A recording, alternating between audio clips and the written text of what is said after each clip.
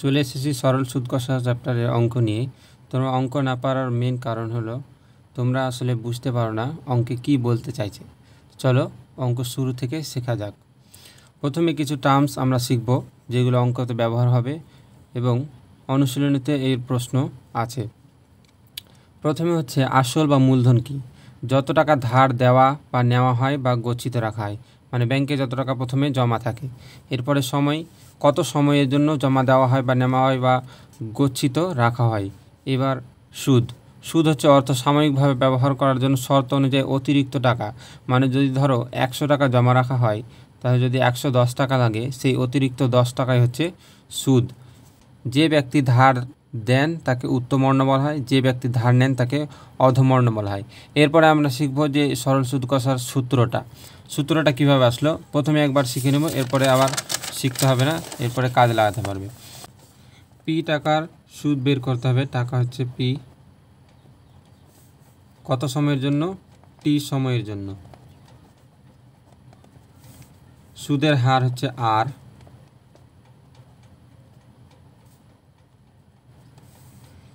এবং মোট সুদ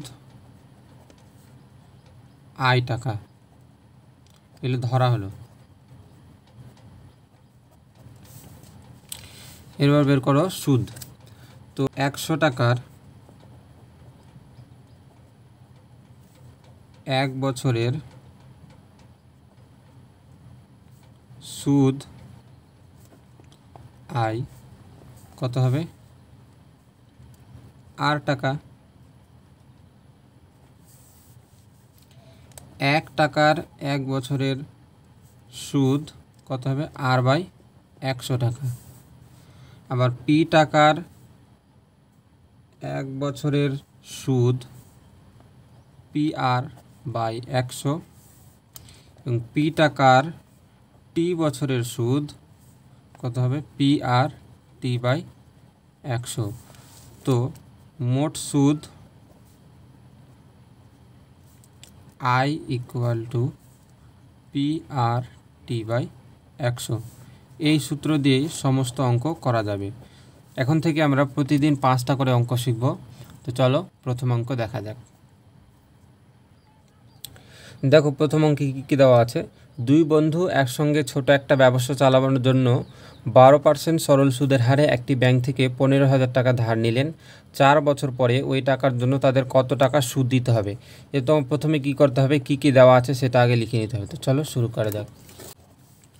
সুদের হার কত? সুদের হার আর ইকুয়াল টু 12%। এরপরে দেওয়া আছে সময় টি ইকুয়াল টু 4 বছর। মূলধন বা আসল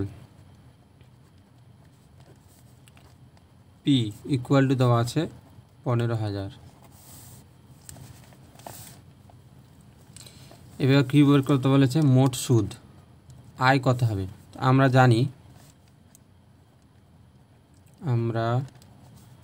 জানি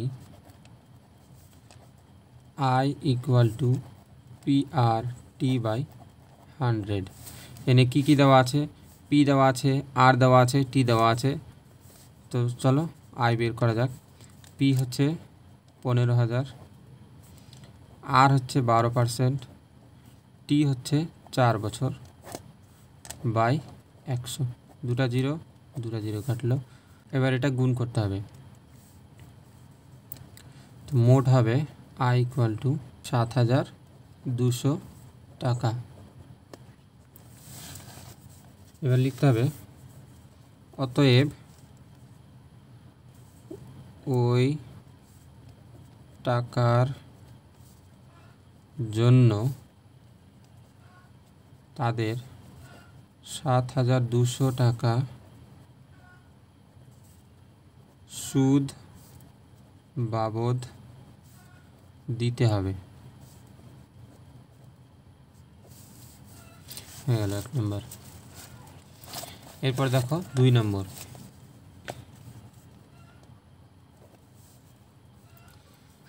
2 নম্বর কি বলছে দেখো, 2005 সালের 1 জানুয়ারি থেকে 27 মে পর্যন্ত বার্ষিক 6% সরল সুদের হারে 2000 টাকার সুদ কত হবে নির্ণয় করি।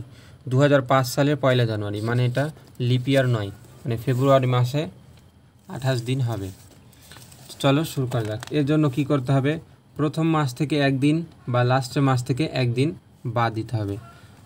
তো সময় প্রথমে বের করতে হবে, সময় জানুয়ারি, ফেব্রুয়ারি, মার্চ, এপ্রিল এবং মে পর্যন্ত। তো জানুয়ারিতে তো 31 দিন, ফেব্রুয়ারিতে 28 দিন, মার্চে 31 দিন, এপ্রিলে 30 দিন, মেতে প্রথমে বললাম প্রথম মাসের বা লাস্টের মাসের একদিন বাদ দিতে হবে। 27 মে পর্যন্ত আছে, তো 26 মে পর্যন্ত ধরতে হবে, তো 26 দিন ওখানে হবে। মোট যোগ করে হবে 146 দিন। তো সময় টি ইকুয়াল টু 146/365। এরপরে দেওয়া আছে মোট টাকা বা আসল, পি ইকুয়াল টু 2000।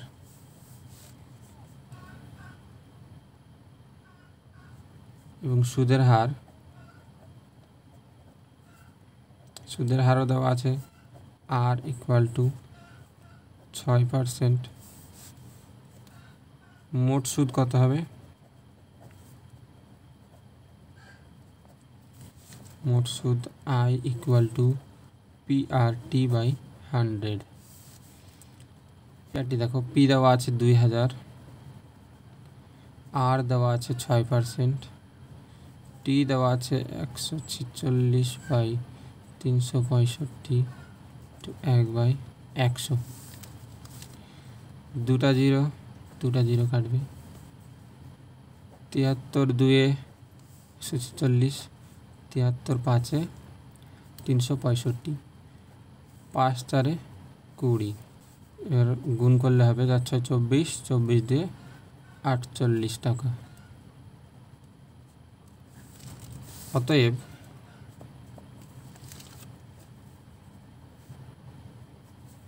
তাদের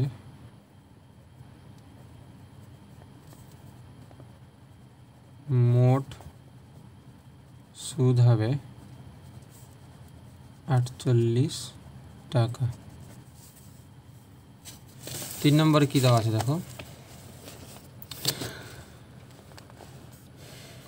প্রথমে বলছে বার্ষিক 8.1% সরল সুদের হারে 960 টাকার 1 বছর 3 মাসের সবৃদ্ধিমূল কত হবে, মানে সুদ প্লাস আসল কত হবে তা নির্ণয় করি। চলো কী কী দেওয়া আছে লেখা যাক।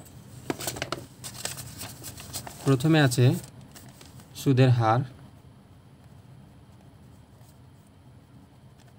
হার আর ইকুয়াল টু 8.1/3 বা 25/3।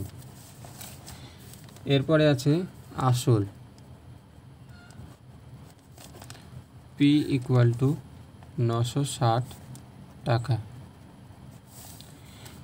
এরপরে আছে সময়,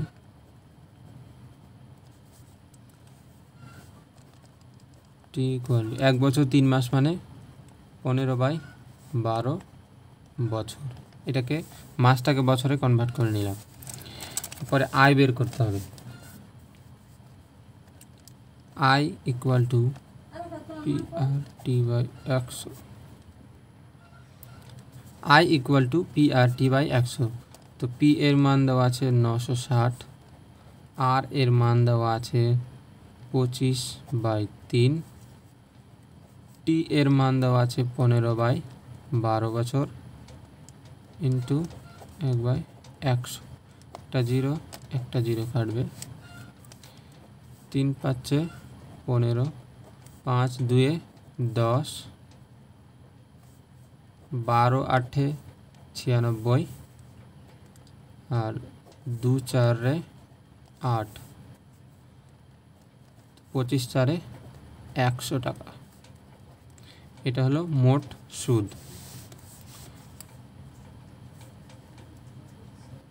মোট সুদের পরিমাণ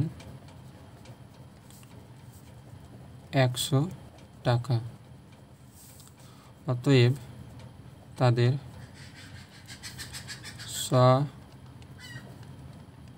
বৃদ্ধিমূল হলো, আসল এবং সুদ যোগ করতে হবে।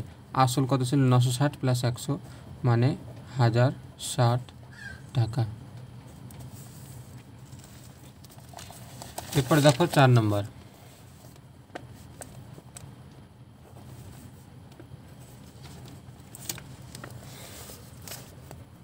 4 নম্বর কি বলছে দেখো।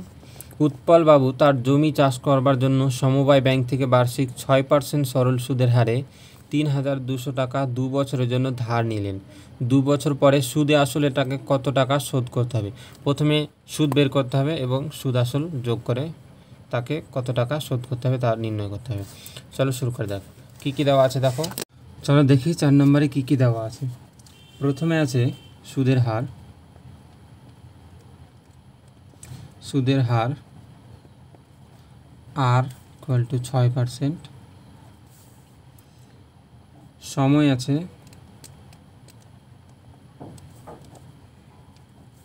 2 বছর।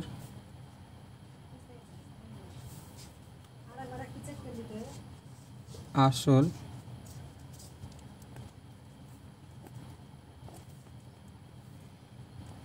ইকুয়াল টু 3200 টাকা। আয় বের করতে হবে। I equal to PRT by 100 আমরা জানি।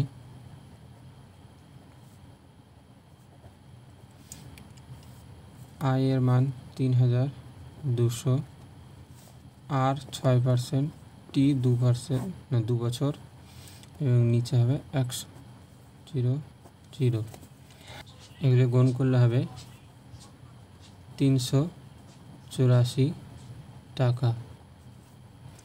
অতএব তাকে স্ববৃদ্ধি মূলে শোধ করতে হবে 3200 যোগ 384 মানে 3584 টাকা। এরপরে 5 নম্বর। 5 নম্বর বলছে যে বার্ষিক 5.25% সরল সুদের হারে শোভাদেবী একটি ব্যাংক থেকে কিছু টাকা জমা রাখেন। 2 বছর পর তিনি সুদ হিসাবে 840 টাকা পেলেন। তিনি কত টাকা জমা রেখেছিলেন হিসাব করি। মানে এখানে পি বের করতে হবে। চলো শুরু করা যাক। প্রথমে কি দেওয়া আছে? সুদের হার আর দেওয়া আছে 5.25% এবং সময় দেওয়া আছে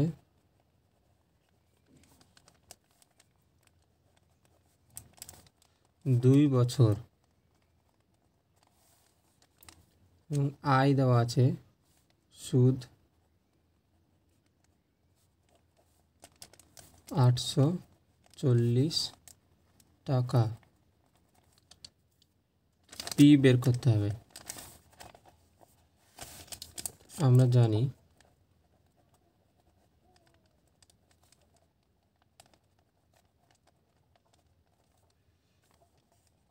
I equal to PRT by 100। এখানে আয় দেওয়া আছে 840, পি জানি না, আর বের করতে হবে 5.25 এবং টি বের করতে হবে 2 বছর, নিচে আছে 100 কাটালে আবার 100 হবে এটার জন্য 1 এবং যত সংখ্যা থাকবে তার জন্য 2টা 0। এর কাটাকাটি করতে হবে। 5 20 100, 5 একে 5, 5 5 25, 5 4 20, 5 2 10, 5 একে 5, 2 2 4, 21 40, 102 208, 4 2 8000 টাকা। অতএব তিনি 8000 টাকা জমা রেখেছিলেন।